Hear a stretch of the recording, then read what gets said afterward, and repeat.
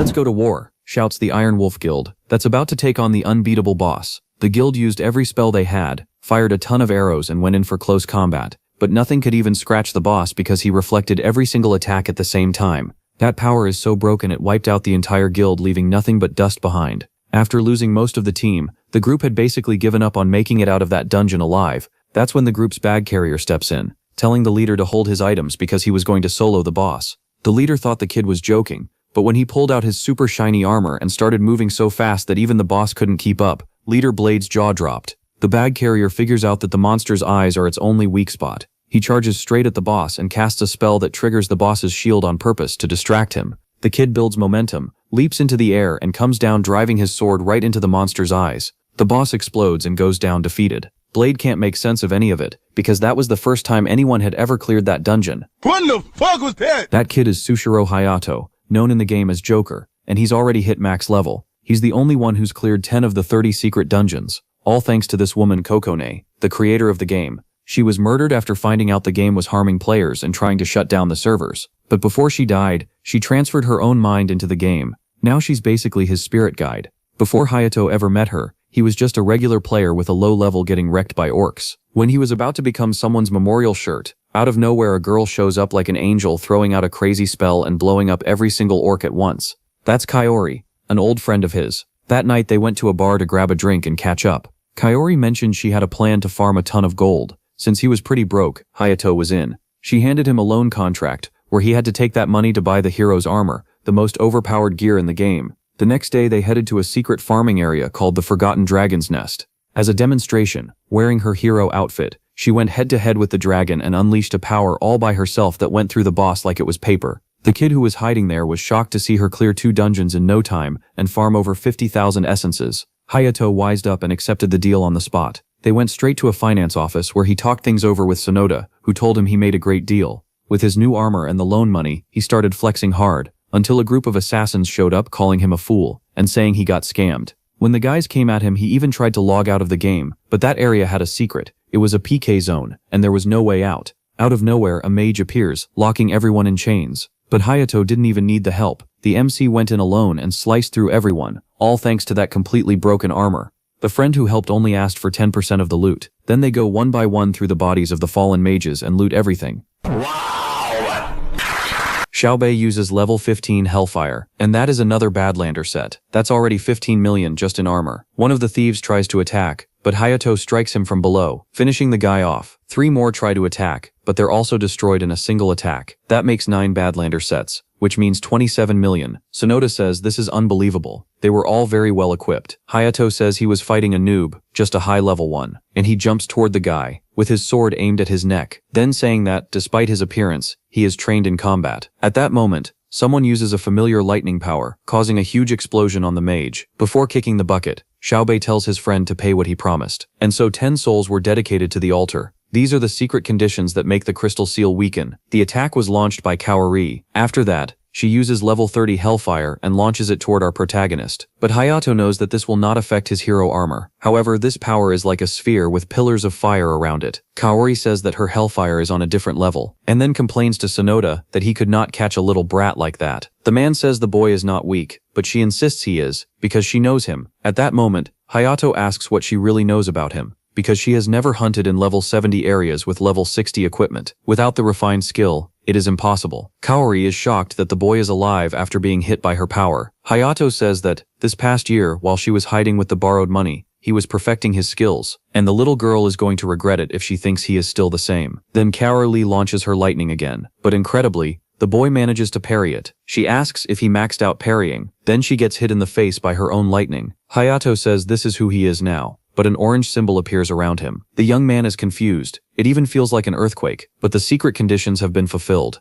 and the secret area has been opened, and so our hero was transferred to underground. That is when he sees the spirit of a woman trapped inside a floating crystal. Hayato wonders if she is an NPC and touches the crystal. The woman looks familiar, and it says there that she is the girl who lost her memories. And then, everything explodes at once. The girl is free and floats toward him. Then she merges with the boy, and he receives all her memories, including the last ones. Then his capsule simply explodes, and the boy gets out of there completely wrecked. In the end, he had to stay in the hospital. When he wakes up, he comes face to face with his friend Xiaobei. He says that, if it were not for him, the boy would be dead. Since he wanted to make sure his friend would pay the debt, he went to his house to check, and Hayato was unconscious. And Xiaobei really thought the kid was dead. That is when Hayato remembers touching the crystal, and as soon as the girl entered his body, he felt a horrible headache. And now he remembers all the memories. Unfortunately, his VRS is completely broken. At that moment, the protagonist starts crying, because he paid a lot for that thing. In the waiting room, he realizes the system must have glitched. An hour and a half later, Hayato is yelling, trying to tell his story to two men. One of them explains that the VRS does not artificially inject anything into anyone's brain, and they are investigating the case. The boy just has to wait a little longer. Nervous, Hayato says it is deplorable that the two of them do not believe him, and tells the story once again. But one of the guys whispers that they found the cause of it. It was not a system error that caused the explosion, but water dripping from the ceiling that got into the machine. It may be because the building is old, but water is leaking from a pipe on the floor above. Of course the young man did not accept that, but the man repeats that the girl's quest who lost her memories never existed. If he has more questions, he can go to his office anytime. This leaves the boy confused, because if the quest does not exist, then what did he see there? Suddenly Sonoda appears with his goons, asking for his items back, or his life will end right there. Hayato does not know how the guys found out he is in the hospital, but decides to just get out of there. After that, he changed the listing location of the items for sale, and went home with his new VRS. However, the fees are way too high. Besides paying Xiaobei, he is flat broke. And the last Badlander set does not have good stats and is not selling. But after selling everything and paying off the debts, he should still have around 300,000 left. Now our protagonist is going to check whether that really was an error, so he goes back to El Dorado. But apparently, there is no one there. However, it could be that someone is using stealth again. He uses his detection watch, and there really are no players. Hayato goes back to the center of the symbol, which had previously taken him to the secret area. A girl beside him asks what he is thinking about, and he explains that he is looking for a girl inside a crystal. She says it must be her, and the idiot realizes something. The two stare at each other, confused. He screams, and she says she is not a ghost. Hayato touches her face and notices that he is in a rare dungeon that no one knows exists, with a girl who knows about the game. She asks if he really knows her. The protagonist is confused because, if she were an NPC, a green aura would appear around her, and the mysterious girl enters Hayato's body again. Then she asks if he still thinks she is an NPC. The young man thinks all of this is very strange. The girl is tiny in his hand now, and she says she'll only leave if he tells her where he first saw her. They're walking through rough land, talking about how she lost her memories, and doesn't know how she ended up inside that crystal. Hayato says he only has the feeling that he's seen her before, but doesn't know where. The strange thing is that he activated the quest last time, but now she's disappeared. But the girl is right there beside him. Maybe she really is an NPC. And the dev team must have given her the appearance of some celebrity. The girl slaps him, repeating that she's not an NPC. Hayato is shocked that she can touch him, and the girl says again that she's not a ghost. Still doubtful, he throws an apple at the girl, which passes right through her and falls to the ground. That leaves the protagonist even more confused, but she explains that she can only touch him, because the young man was the one who woke her up. No one can see or touch her, except the boy. Hayato gets a little embarrassed and intrigued by that idea. He says being an NPC is tough, and she yells that she isn't one. But the young man says that if she isn't a player, then she can only be an NPC. Meanwhile, an elf is watching everything and asks Kaori if that's the guy who ran off with President Mizuki's money. The warrior agrees and says he made the two of them lose 40 million. The elf says the brat looks stupid. Kaori says she thought so too. But the boy is max level in parrying, and they just need to get the hero armor back. Usumi Shingen, who is max level and one of the best players in the game, says he expects to be paid 5 times more. Kaori replies that she'll pay well, so he'd better do it fast. With his bow ready, the elf says it'll only take 1 shot, but the girl senses something strange, and pushes Hayato to keep him from being hit. That makes the arrow just graze past, leaving Usumi completely stunned. Kaori thought he had landed the shot,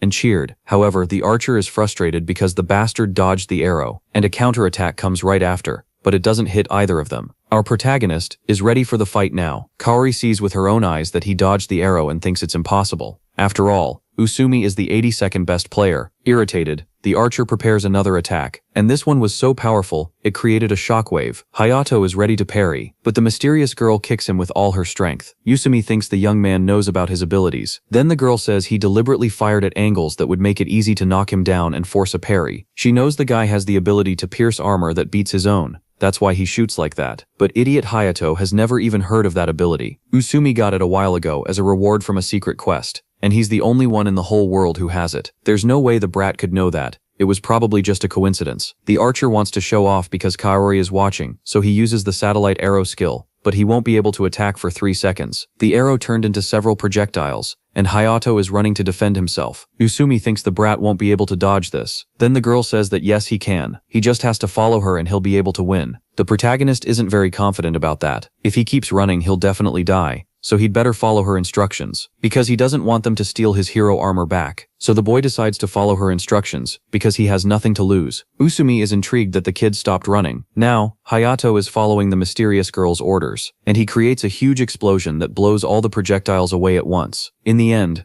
only his armor is left. Smiling, Usumi says the mission is complete, and the two of them teleport down there. However, when Kaori goes to grab the armor, she notices something. One by one, the items disappear, and a blade appears near Usumi's pointed ear. It's Hayato, using the Badlander armor for stealth. 1 minute earlier, under all the smoke, Ikasaki says the attacks are over. Now they just have to make the two of them come down there. The girl checks his inventory and sees the Badlander set in there, and tells him to equip it right now, because he'll never beat a long-range player. He needs to get close. That was the plan. But unfortunately, Usumi managed to block the attack with his bow. Next, the stronger player jumps back and prepares a counterattack. But the protagonist was quick, grabbed the hero's sword and is ready to destroy him. The girl shouts for the young man to be careful, because Kaori is preparing her attack. He turns around at that very moment and unleashes a flurry strike. That sends the blonde flying far away. Unfortunately, that gives Usumi an opening to fire an arrow. Ikasaki warns that Hayato needs to watch his right side, and he turns in a swift motion. As soon as the arrow gets close enough, the protagonist uses his perfect parry, going straight into a counterattack, without giving the archer time to think. Hayato uses Divine Guillotine and defeats the 82nd best player in the world. However, Usumi uses the Goddess's Mercy, which teleports him to the nearest city when his health drops below 10%. Kaori, who is badly injured, does the same, and the two of them get out of there, with their egos bruised. Our Hayato is very tired,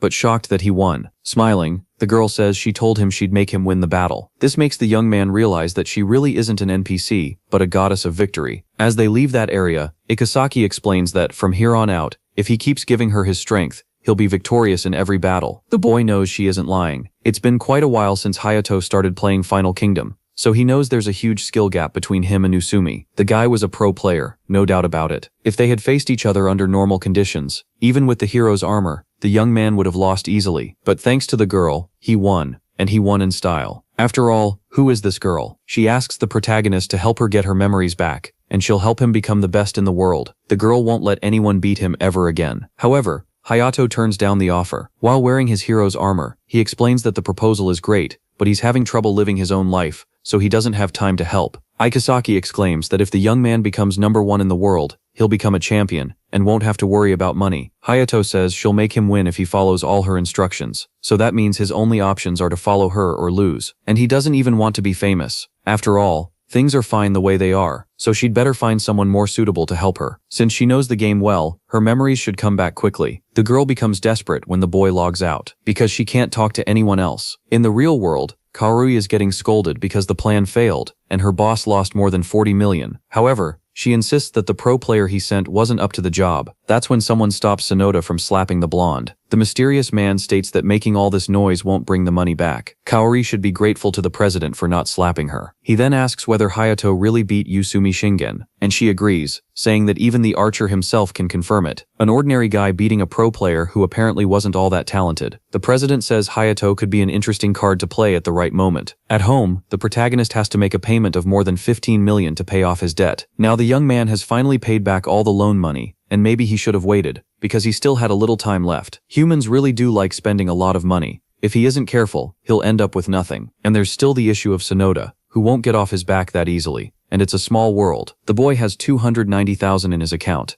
Maybe he's a bit greedy, because he could be staying in a cheaper, smaller room. And the protagonist had been thinking about traveling abroad for a bit. But for now, it's just a dream. But if you really think about it, Final Kingdom is a kind of trip too. Meanwhile, the girl has been sad for a week, waiting for Hayato to come back. That's when he appears behind her. She hugs him with absurd strength. Hayato asks why she's still there, and the girl asks him to think again about the offer, because they can find a way to make the young man very rich. The hero still doesn't understand and isn't interested, so he asks her to find someone else. But Ikasaki says he has nothing to lose just by listening, because with her plan, the boy won't become famous. So Hayato agrees to listen and is shocked by what he hears. She grabs his hand and says she'll show him. The Cursed Sanctuary is a dungeon known for never having been cleared by anyone since the game launched. The girl explains that if they clear it, she'll be able to get the rare book she wants so badly. But the protagonist thinks it was stupid to follow her just for a book, because that place is terrifying. However, the girl insists that he'll get rich there. Hayato explains that even if the 5 best guilds in the world joined forces, they still wouldn't be able to clear that place. And the people who went in basically made a pact not to talk about what monsters are in there or how many floors it has. They only said it's a place designed so that no player can win. Technically, to clear it, they have to wait for a natural collapse. He explains that Final Kingdom is a VR game created by FK Software, based on a book, so the quests follow the path of the original work. In fact, knowledge from it greatly affects skill and strategy within the game. At that, the girl wants to know what that has to do with this dungeon. It's because, a long time ago, a demon king descended upon the peaceful continent and destroyed everything there. To put an end to the beast, all the kings of the continent gathered an army to counterattack. But then they were defeated by the demon king's extraordinary power. So Prince Edward, of the kingdom of Aslam, offered his own body to seal away the monster. But doing that in a mortal body means he can only be reborn when the vessel dies. To prevent that, Edward entered the temple to protect his body from the outside world. However, 500 years ago, the man's body naturally began to weaken. Containing the Demon King's power became difficult. So one day, a wave of dark power flowed from the old man's body, and thus the 12 demon lords were born, weakening the balance of the entire world. In the game, the players have the duty to be heroes and save the world. Based on the story's progression, they'll reach Chapter 2 at the moment. The Demon King comes back to life, and old Edward dies. However, some pro players tried to break the magic seal on their own, killing the 12 lords and forcing Chapter 2, but they always failed in the Cursed Sanctuary. Smiling, Ikasaki says that means the 2 of them are going to be the heroes who start Chapter 2. That makes Hayato extremely nervous, repeating that there's no way to beat this place, because it was made to be impossible until Edward dies. And the girl calmly says she knows how to clear the sanctuary. The girl's confidence leaves the protagonist a little confused. She insists that, ever since that fight, he should realize they really can do it. The boy then remembers the incredible battle from earlier, and she says he's the one who decides whether he'll believe her or not. Either way, it's not a PvP area, so even if he dies there, he won't lose his items. This time, the boy isn't alone. What's the harm in trying? She's assuring him of their victory this time too, and Hayato realizes it's the same expression as last time. It's not a bluff. If this works, he's going to be swimming in money. And so the 2 of them go. The protagonist enters the sanctuary in stealth, wearing the Badlander set. Meanwhile,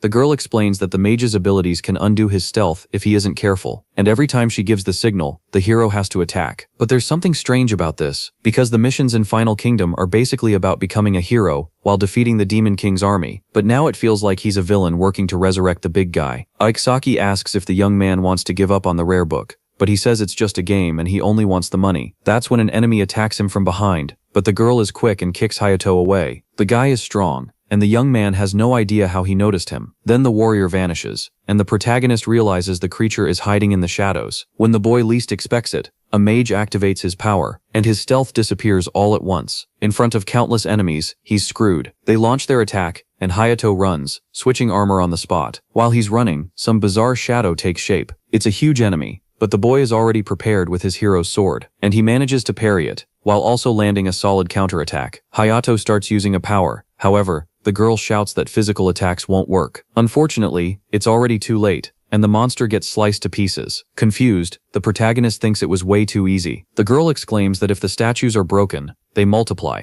Hayato complains that this should have been the first thing he was told, and he runs for his life. But he's completely surrounded by stone warriors. Quickly, our hero avoids a deadly attack from the big brute. At the same moment, a mage statue casts a fireball spell at him, which, fortunately, is perfectly parried, and sent back at the enemy, splitting it in 2. But the girl shouts that they multiply if the attack destroys only part of them. But the boy had no other option. A shadowy being manifests on a pillar, saying things in an unknown language, and the statues begin forming from the broken pieces to protect the king. Apparently that big guy is what really matters. The girl saves Hayato from another attack, telling him not to look at the guy on the pillar. An archer fires an arrow at him, and the girl calls out the direction. The protagonist manages to stop it, and she warns him about another attack, which the boy avoids. She also says they're using magic now and firing every second. The mage statues unleash endless barrages of spells which Hayato dodges, counterattacking with his hero's sword. He asks about the others, and the girl replies that there's nothing to be done. Since there are too many statues, they'll need a plan B, and that so-called plan is to run away, because they can't use a return scroll. After all, it's an epic dungeon. The entity on the pillar watches the boy closely, and follows him, but the girl notices and tells Hayato to be careful. The being nearly sends our hero to his doom. Then the enemy is already preparing another powerful blow. The king of Parian manages to parry another one, and send the big creature flying far away in a thunderous shockwave. The second it touches the ground, it already charges in violently, which, incredibly, is successfully parried in this epic fight. Hayato launches a sword attack straight at the stone entity, but obviously that doesn't defeat it, so the protagonist keeps going with several rapid strikes, without pause. Both attack at the same moment,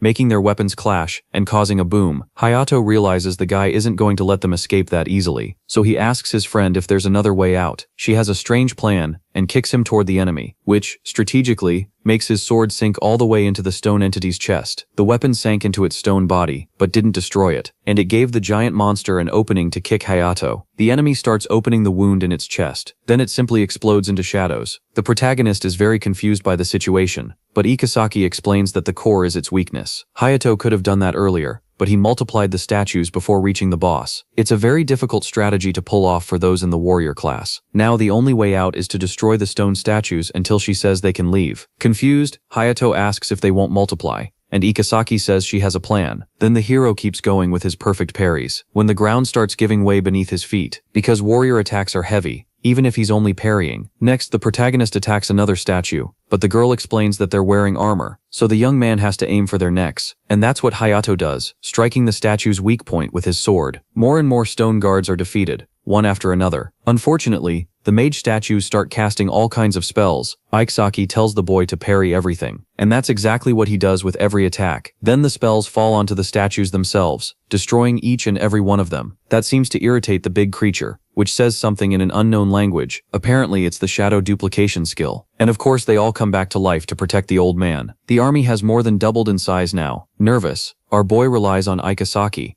and she thinks this will work. They all launch their attack at the same time, and the girl tells Hayato to switch from offense to defense. He parries everything, and the archers are relentless. Ikasaki kicks the young man to keep him from being hit. That red power is completely lethal, but Hayato is busy defending himself from a direct attack. It almost looks like the protagonist got hit, but he's already moved on to the next strike. Building up strong momentum, he splits the statue into several pieces. Thanks to Ikasaki warning him about something coming from the left, the hero manages to parry the arrows. However, a strong attack comes from behind the boy, and hits him in the waist, piercing straight through him. The arrows don't stop either. That forces Hayato to use an intermediate stamina potion. A powerful poison explosion is starting up in the purple symbols, and Ikasaki tells the young man to parry it toward the entity. The boy does just that, which the creature wasn't expecting. But even so, it unfortunately manages to escape in time. More and more poison shots are coming, and all of them are repelled back at the enemy. One of them hits the monster right in the shoulder, and its whole body starts dissolving. At that moment, Ikasaki notices that the enemy is slowly increasing the number of shadows. To win, they'll have to finish it off first, so the only option is to dissolve the guy. Hayato repels several attacks, shouting that the monster has nowhere to run, and just like that, the boss was completely dissolved, which makes the other statues break apart. Ikasaki says she told him that guy was the main one and controlled them all. The two of them were lucky they used poison explosion 5 times in a row. If it weren't for that, they wouldn't have won. It's a spell sorcerers usually ignore because it doesn't deal much damage.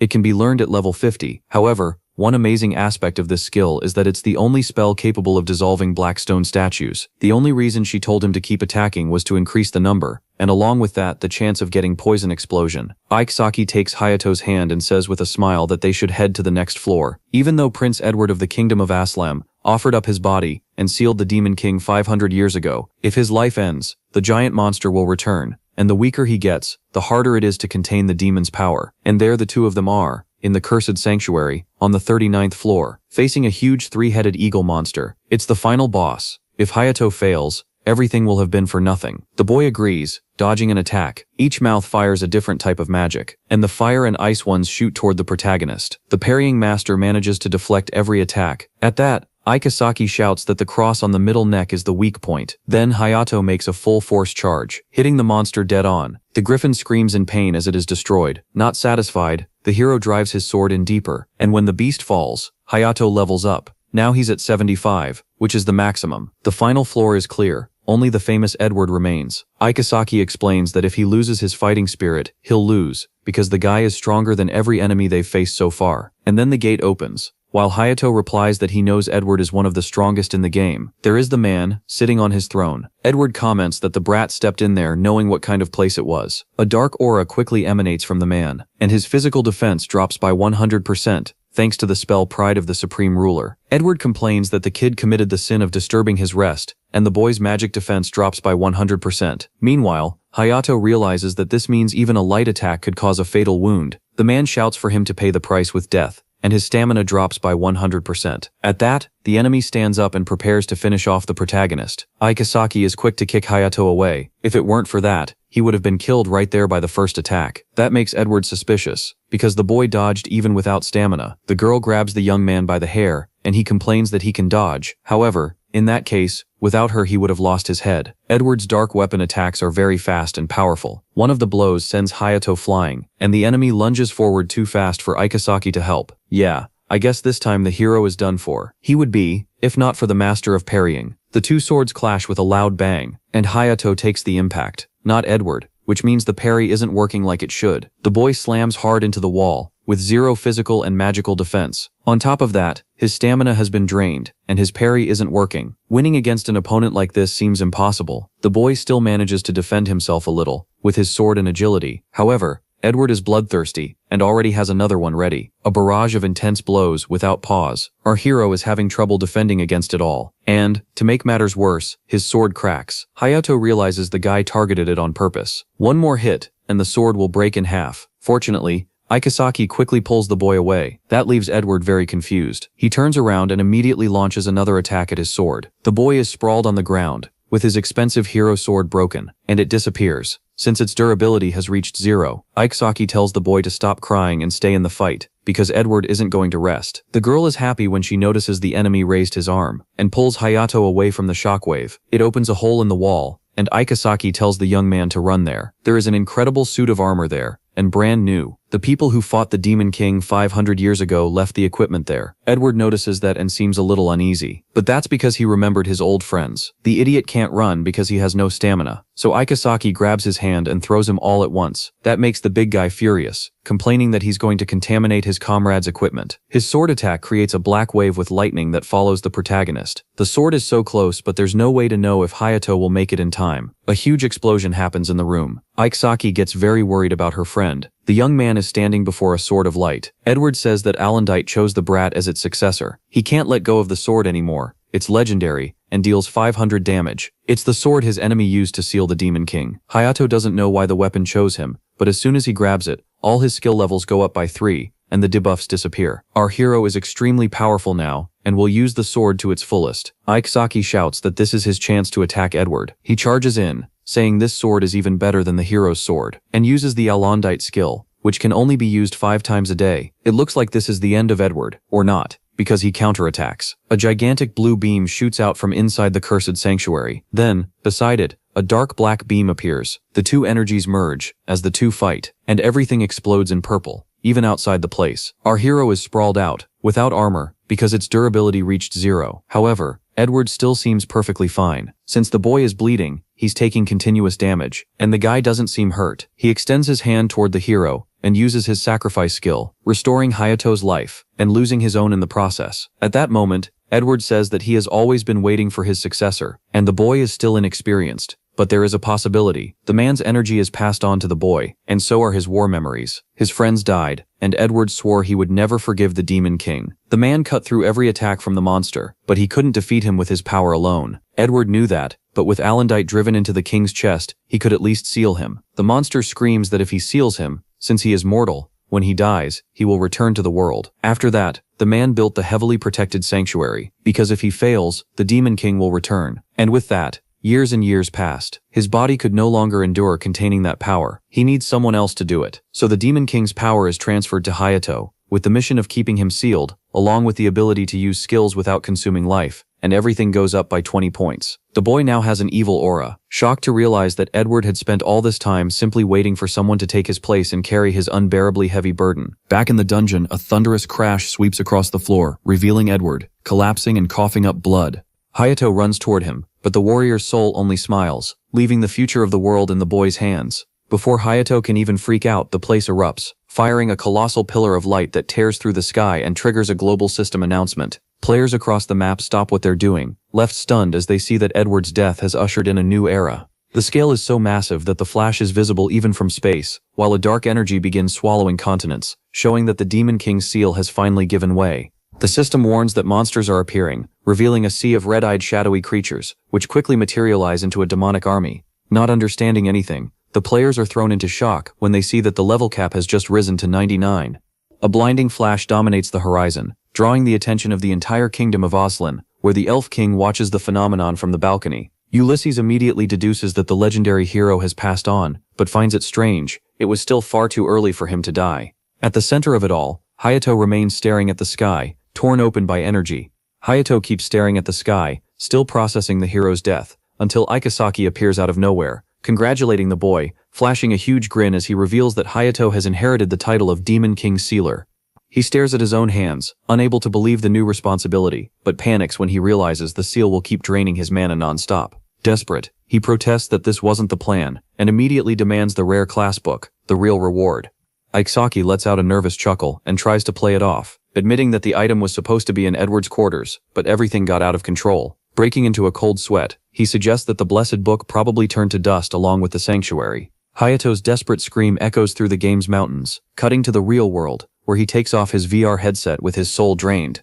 Watching the sun rise, he laments having been logged in for 2 straight days, but the exhaustion turns to panic when he starts foaming at the mouth, remembering the legendary sword he got from Edward, which is a bound, non-tradable item. To make matters worse, the Sealer title is also permanently stuck to his account, leaving him with no profit and his million-worth armor in pieces. In total collapse, he throws himself to the floor crying over the absurd loss, and blames Ikasaki for everything, imagining the ghost making a mocking peace sign. Trembling from head to toe, he can barely stay on his feet, collapsing to the floor and admitting that he's so hungry, he doesn't even have the strength to get mad. Seeing the clock read 6:35, he laments that he can't even order delivery, deciding to drag himself outside and wander the empty streets, looking for a 24-hour restaurant. But the search is interrupted when a black van passes by him and screeches to a stop, parking right beside him. From inside the vehicle, 3 shadowy figures stare at him in silence, making Hayato widen his eyes and break into a cold sweat as he realizes danger has come knocking. The leader orders them to check the victim's face, yanking the bag off Hayato's head, and he blinks in confusion as he finds himself thrown onto the ground, surrounded by a threatening trio. His eyes go wide when he recognizes the kidnappers,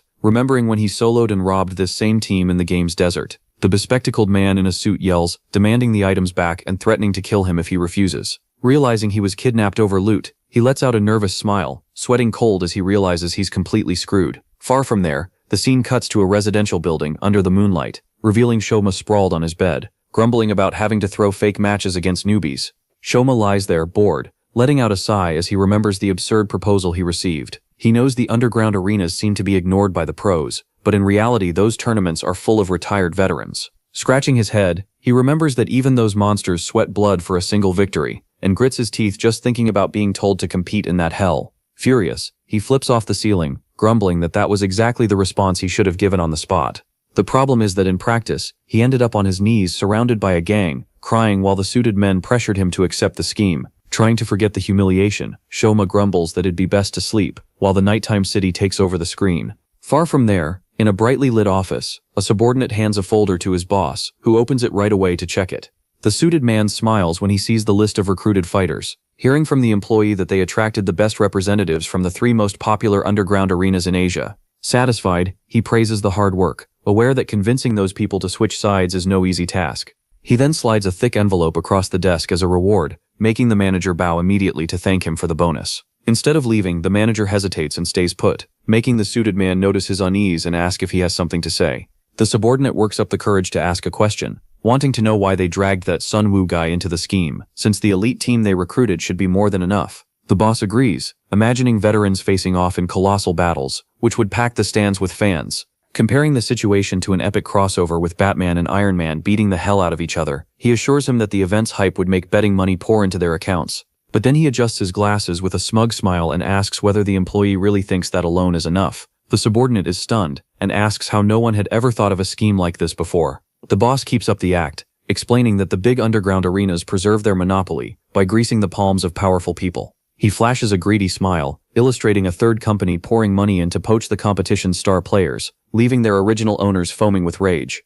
Breaking into a cold sweat, the manager asks how they dealt with those cheeky newcomers, and hears that the solution was simple. The old companies bribed the fighters back. With a grim look, the man in the suit says that pulling a scam and running is no longer an option, revealing the threatening silhouette of a big shot smoking a cigar. This time, the massive investment is coming straight from the feared President Wang. The boss tosses a chip onto the table, saying they need a real joker to take on the veterans, making the manager lose it when he sees Hayato's photo, and yells that he's nothing but a rookie. Unable to accept it, he lowers his head with a heavy sigh, but the suited man only lets out an eerie chuckle. Resting his hands under his chin, he asks if his subordinate really thinks this choice was random, leaving the employee completely lost. Sonoda then flashes a sharp smile, his eyes glowing a bizarre purple, revealing that he has already seen the boy's true potential through his familiar hawk. Cut to the magical bird soaring over the crater of the secret dungeon, reflecting in its eyes the exact moment Hayato absorbs the Demon King's aura in front of the hero. The hawk wheels around in the sky, fleeing from the dark energy, and dives down to the master waiting for it atop the mountain. As soon as the bird lands on his arm, Sonoda's avatar absorbs the bird's memories in a purplish flash, clearly seeing Hayato's face in the middle of that demonic aura. The elf's eyes go wide in shock, and at that very moment, he sees the sanctuary's gigantic pillar of light tear across the horizon. The game image blends into Sonoda's face in the real world, and he breaks into a greedy smile as he realizes he has stumbled onto the server's biggest secret. Not understanding a thing, the manager sprawled on the floor, can only try to imagine what the hell the boss saw to have the nerve to bet the company's future on some random kid. Walking through the hallways, the manager runs into a figure leaning against the wall, revealing pro player So Jae-hyuk, arms crossed and looking anything but friendly. Confused, the suited man asks what he's doing there at this hour, but Jae-hyuk ignores the question and gets straight to the point, demanding to know who that bastard is. The employee looks completely baffled, not understanding who he means, until Jae-hyuk grits his teeth, making it clear he means the guy who screwed him over a few days ago. The manager connects the dots immediately, remembering the veteran's humiliating defeat to our MC, and asks why he's looking for the kid there of all places. Jae-hyuk flashes a sharp smile, saying the company also lost millions because of the rookie, and has definitely already tracked him down. In a panic, the man tries to talk the player out of that idea, reminding him that he got his ass kicked by the kid even while fighting as a duo. The redhead grits his teeth, boiling with hatred at the reminder of that humiliation. Losing his patience, he lunges forward and grabs the manager by the collar, who shrinks back but still taunts him, asking if he's going to make excuses and say he only let his guard down. Trembling with pure fury at the provocation, he shoves the suited man away and lets go. Without saying a word, he turns his back and heads up the stairs, huffing in anger, while the employee straightens his jacket and takes the opening to steer the conversation. Then he dangles the bait. A new underground arena is about to open, and the kid will definitely show up there. Jae-hyuk stops in his tracks and turns his head, interested in the information. With a sly smile, the manager says that if he really wants a rematch, all he has to do is sign up for the tournament. The manager lets out an ironic chuckle, reminding him that as a professional player, he would be banned forever if he were caught in an underground tournament. The scene cuts to the facade of a gigantic esports stadium, where the crowd is going wild watching an official match. On the big screen, world rank #32, Kim Seong-won charges at his opponent, hurriedly drawing his bowstring to defend himself. The big man gives a confident little grin, swatting the arrow out of the air with a brutal punch. Titanium. The archer clicks his tongue when he sees the attack fail, leaving his guard open for the fighter, who is already preparing his next blow with his fist glowing with energy. Under pressure, the archer activates Hawkeye, narrowly dodging a colossal punch. With his enhanced vision, he zigzags across the arena, slipping through the rain of blows, leaving the audience speechless. The attacks barely miss, but the big man only smiles, realizing the other guy is using the skill to read his movements. Determined to strike back, he stomps hard on the arena, catching the elf off guard. A sharp thud tears through the air, and the shooter is sent flying backward after taking a devastating hit. Bleeding, the elf realizes his opponent activated Quickstep, sacrificing half his power for absolute speed. The big man launches into a combo, certain that even with reduced attack power, it is still enough to crush a fragile target, and sends the poor guy flying with an explosive uppercut. The shooter plummets in free fall, crashing into the arena floor with a heavy bang. Certain of victory, the champion smiles and declares the fight over. But as the dust settles, a glowing arrow tears through the smoke in a lightning-fast counterattack, making the brute's eyes go wide in shock. Magnum arrow pierces straight through the big man's chest, disintegrating the avatar into pixels as the system announces the death. Exhausted, the elf draws a breath after turning the fight around. In the stands, no one can understand how he endured a direct hit wearing nothing but leather. A murmur ripples through the stadium, until the defeated player himself opens the capsule and says the explanation is simple. Back in the real world, Kim takes off his immersion goggles with a calm smile and deduces that the archer was wearing plate armor under his clothes. The stands are stunned. An archer in plate armor. As he steps out of the capsule, the pro player looks the kid in the eye and asks if he got it right. The redhead sighs and admits it. He nailed it. The crowd can't believe what they're hearing, saying the armor was just leather disguised by a transformation effect to change its appearance, since plate armor requires at least 90 strength. Otherwise, the penalty cuts stamina and speed in half. The veteran bursts out laughing and says that answer is simple too. Grabbing the boy in a friendly way, he reveals that the archer didn't put a single point into dexterity and asks once again if his deduction is correct. Looking annoyed, the boy grumbles that they just leaked his build live on air, but the pro player doesn't care, reminding him that they're on the same team now. The stadium goes wild, trying to understand how someone with zero accuracy can still hit targets, until Kim gives a slight smirk and assures them the kid shoots on pure instinct. The crowd is left in shock at the word instinct, while the redhead just scowls, bothered by all the attention. Cutting the conversation short, he asks the big guy to stop spilling his secrets and hand over the promised reward already. The veteran forces a smile and mentions the item the redhead picked up a while back. The reward was a sealed magic scroll. Staring at the boy, the veteran realizes the whole bet was just to get that item, and the sharpshooter narrows his eyes, asking if he's going to back out. Irritated, Kim bonks the kid on the head, then puffs out his chest and says a real man keeps his word and will hand it over. The stands erupt, shouting that a rare class scroll is worth a luxury apartment. Ignoring everyone's shock, the veteran points at the capsules and tells the boy to log in and claim his prize. The redhead grits his teeth, his gaze blazing, remembering when he got crushed in the game and swearing that now he'll have his revenge. Cut to the next morning. The young man is sprawled across the bed, snoring, fast asleep, drooling on the pillow, while Hayato's thoughts echo through the transition, promising to repay every bit of humiliation he suffered. The day dawns peacefully, the sun reflecting off the city's buildings, and lighting up a modern apartment with an immersion capsule in the living room. On TV, the anchor announces the major Final Kingdom update, and comments on how society lives split between the real and virtual worlds. The reporter explains that the other half of the population lives focused on Final Kingdom, while our boy is already settling into the capsule, ready to dive into the new season. The immersion visor lowers over his eyes and confirms the login, whispering the avatar's name. The system scans his iris, launching Hayato's consciousness straight into the game. He appears in a fantastical city, absurdly crowded, walking through the packed market with Ikasaki's spirit following behind him. The girl scolds him for agreeing to enter an underground arena, but he just inspects a new suit of armor, noting that in the underworld, he won't need to show his face. Walking through the market, he explains that he can fight anonymously because the tournament is illegal, and that only people invited by trusted intermediaries can enter. The little ghost crosses her arms and pouts, annoyed that he's asking for help in the arena, and shouts that the deal was to recover her memories. Hayato makes an awkward face and shoots back, asking where she got that idea. Since she was the one who lured him in with the promise of a rare scroll, the memory of the secret dungeon appears, showing the absurd battle where he was crushed and had his sword shattered. Boiling over at the thought that he lost all his gear because of her, he snaps at his partner, but soon sighs in defeat, promising that this time he'll really help her if she gives him a hand in the tournament. The little ghost strikes a bodybuilder pose and promises to crush the opponents like child's play, which makes Hayato smile confidently, sure her abilities can handle even a veteran. But the conversation is cut short when his eyes land on a strange item, and he picks up a shining breastplate he's never seen before. The system interface displays the stats of Peterson's armor, leaving him speechless at the absurd defense and HP bonuses on a mere B+ rank item. Shouting, he demands to know where the feline merchant got such an overpowered piece of equipment, and the cat casually explains that it came from the continent of Kalos. Seeing his blank expression, the shopkeeper is surprised he doesn't know the biggest news in the game, and reveals that an entire continent appeared in the latest update, leaving him stunned. The feline stares at the boy, bored, not understanding all the shock, and explains that the second act began when the hero Edward kicked the bucket. Hayato lets out a nervous laugh, remembering that he himself caused the global event, but the merchant tilts his head, puzzled that the customer doesn't know about the map expansion. Breaking into a cold sweat, the protagonist remembers that the burst of light in the dungeon kept him from seeing the system notifications, while the cat insists the topic has been all over real-world news. To cover for himself, the kid scratches his head and makes up that he blacked out for 3 days from working too hard. The shopkeeper buys the excuse and reveals that average Kalos items are on par with Aslan's rank UF equipment, sighing as he recalls how that crashed prices in Aslan. Hearing the complaint, Hayato immediately turns his head, connecting the dots. The market is total chaos, vendors shouting at the top of their lungs about absurd items from the new continent, leaving him frozen as he realizes that, being so distracted, he didn't even notice the change. He runs off, drawn by the glow of a magic bracelet. Inspecting the accessory, he nearly has a heart attack, drooling when he sees that the A-rank item gives absurd bonuses to attack speed and cooldown reduction. A combination like that only shows up on SS rank equipment.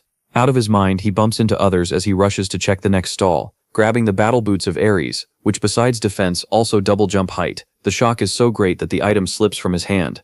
Trembling, he tries to understand how a heavy armor piece gives so much mobility bonus, and breaking out in a cold sweat realizes he's screwed. The little ghost doesn't understand his despair, and he murmurs in terror that the game's meta got turned upside down while he was asleep. Innocently, she tilts her head and asks if that's really such a huge problem. He nearly has a heart attack when he remembers that 3 days have already passed since the update, more than enough time for competitors to analyze the new meta and put together broken builds.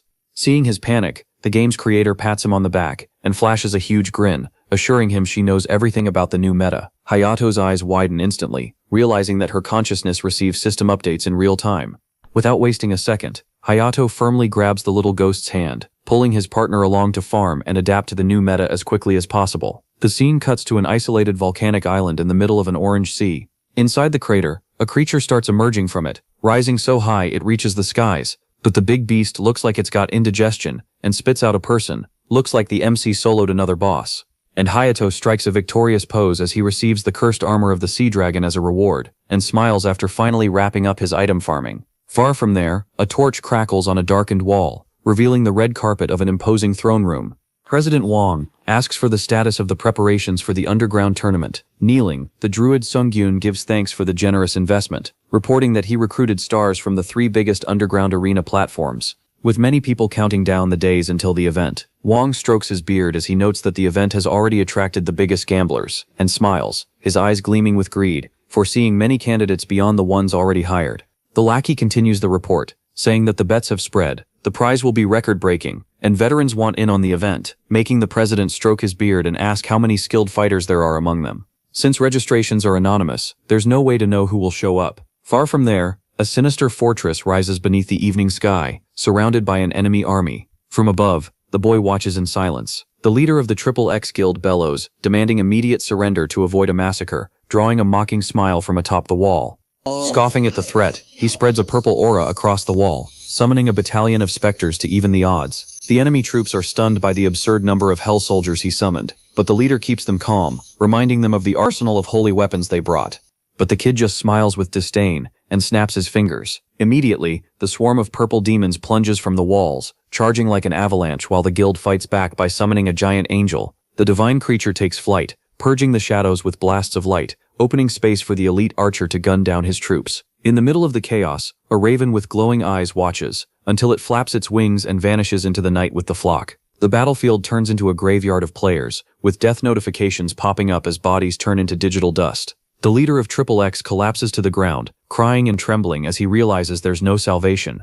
To make matters worse, a lieutenant stares at the coward with a sadistic smile, and finishes the enemy off with a thrust. Akado just smiles, contemplating the rain of particles and the damage done with his new necromancer disguise. Far from there, a hooded figure walks alone through a dark forest, unaware that they are being watched by Nox Fujio, the deadliest assassin guild in the world. Without warning, assassins leap from the shadows, charging all out to obliterate the lone target. But the hooded figure doesn't even break a sweat. He simply pulls the sword's hilt, and in a millisecond, a web of laser-like slashes slices the squad apart in midair. The hood flies back, revealing Nulf, an elven knight. He sheathes Sylphid Swift, the legendary weapon that cuts at the speed of light, and keeps walking calmly beneath the glow of the giant moon. A beat of wings scatters feathers across the sky, tearing through the wind with immense wings. A winged archer descends from the heavens ready for battle. The shooter is Seo Jae-yuk. Back at the president's base, the boss is stunned by the number of veterans in the event, laughing nervously and asking if they can still manipulate the bets with so many strong fighters around.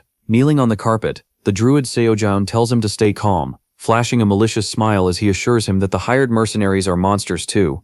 The scene cuts to a colossal warrior devouring a giant bone near the campfire, while the lackey explains that her history of losses is just a front made of thrown fights. In reality, this group's strength is surreal, which becomes clear when we see the woman massacre a legendary red dragon, leaving behind a pile of carcasses as a warm-up. The lackey reveals that these mercenaries are notorious criminals, operating in the underworld.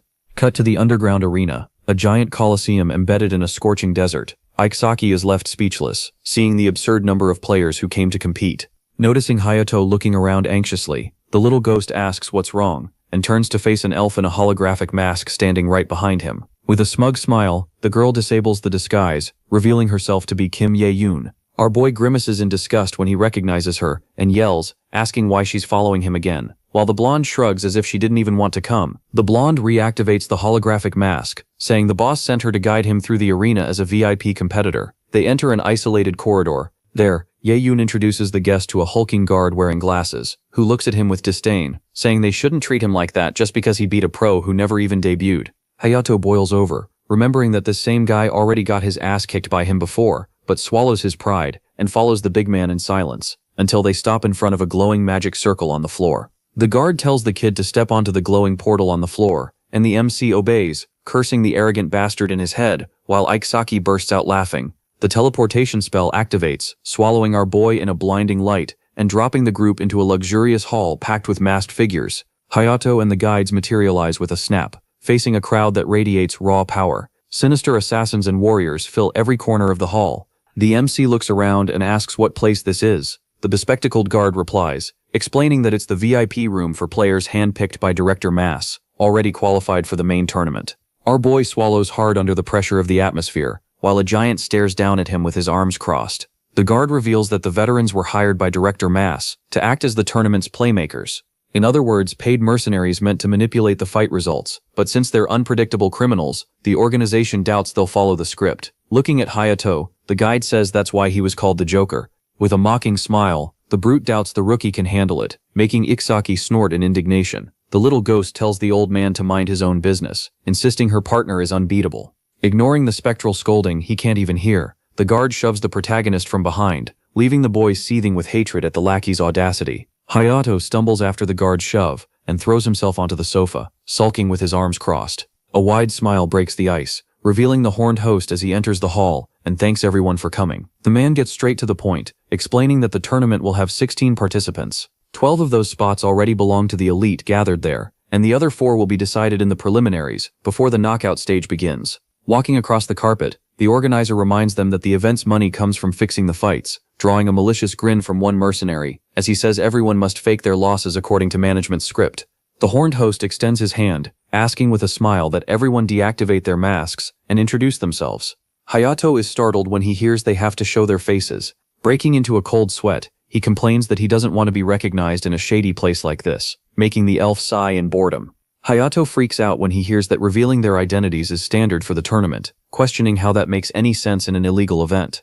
Staying calm, Ye-Yun says that the more illegal the business, the greater the trust between partners, and that knowing the ex-pros makes it easier to stage believable fights for the audience. Hayato gets annoyed when the blonde laughs at him for being the only amateur there. With a digital shimmer, the masks begin to dissolve one by one, revealing the weathered faces of veterans. The protagonist's eyes widen as he recognizes them, identifying the laid-back blonde as the first champion of the European League.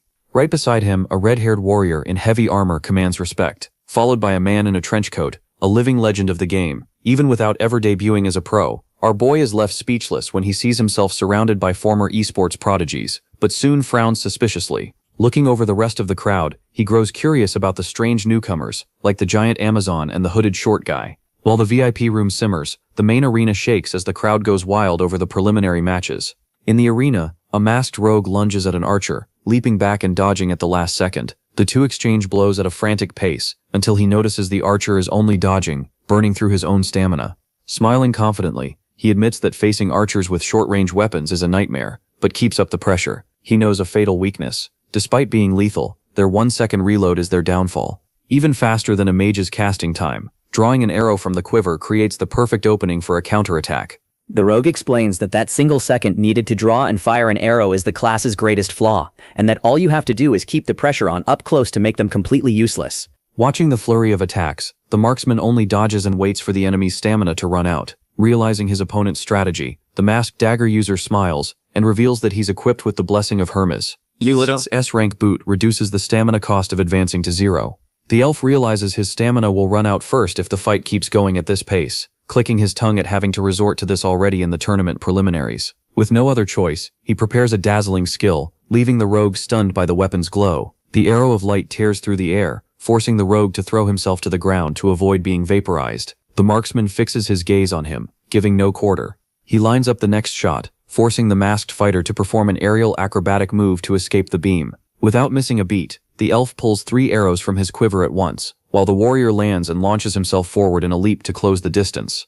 The rogue moves in, certain that cutting the cooldown will guarantee his victory, but the opponent simply releases the bowstring, firing the arrow. At the very last second the guy dodges, but without giving him a moment to breathe the archer already fires another arrow. The rogue freezes when he sees the new bolt. He can barely react to the next bolt, and realizes the enemy's cooldown has dropped to half a second. Blood sprays from his mouth, as another arrow pierces his abdomen, confirming the insane 0.2 second firing rate. Cold as ice, Shinjin draws a projectile wrapped in lightning, and seals the victory by driving the shot right into the center of his forehead. The crowd goes wild. In the middle of the stands a sly smile appears, revealing Ulysses, the 13th king of Aslan, watching everything up close, and notices the pro player drawing 3 arrows at once, eliminating useless movements and reducing the cooldown to the extreme. Beside him, the servant struggles to be heard and asks why His Majesty came to an underground tournament. Laughing, the king says he wanted to see the secret fights in his own territory, with his own eyes. The lackey presses on. Why not just organize an official tournament already, and agrees that it would be a great idea, but smiles mischievously, as he remembers that certain players only show up in the underworld. The lackey is completely lost, not understanding a thing. Far from there, in the waiting room, Blade keeps his arms crossed, sweeping the hall with a sharp gaze. Near him, the boy shrinks into the sofa, breaking out in a cold sweat, intimidated among so many pro players. The horned organizer steps to the front of the hall, announcing that the main bracket draw is starting now. He tells everyone to activate anonymous mode, and blue lights sweep over the warriors' bodies, dressing the crowd in the game's skins to hide their identities. Hayato is startled when he sees the competitors suddenly disappear, but the elf beside him rolls her eyes and tells him to stop acting like a noob because he's embarrassing himself. She points to the card on top of the table, explaining that it's a teleportation scroll straight to the main arena. As he picks up the card, Blade fixes a sharp stare in his direction, making the ghost Ikasaki freeze on the spot. The atmosphere grows heavy, until the summoning magic starts glowing throughout the entire hall. The girl swallows hard, thinking the silver-haired guy is looking at her, but there's no time to react before the flash completely swallows them both. The silver-haired guy is snapped out of his trance by a huge man in pink armor, but he immediately plays it off, saying he had only been lost in thought for a moment. As he activates anonymous mode, Blade's face is covered by light, spreading a sinister smile, confessing that he never imagined he would run into the creator of the game in that place.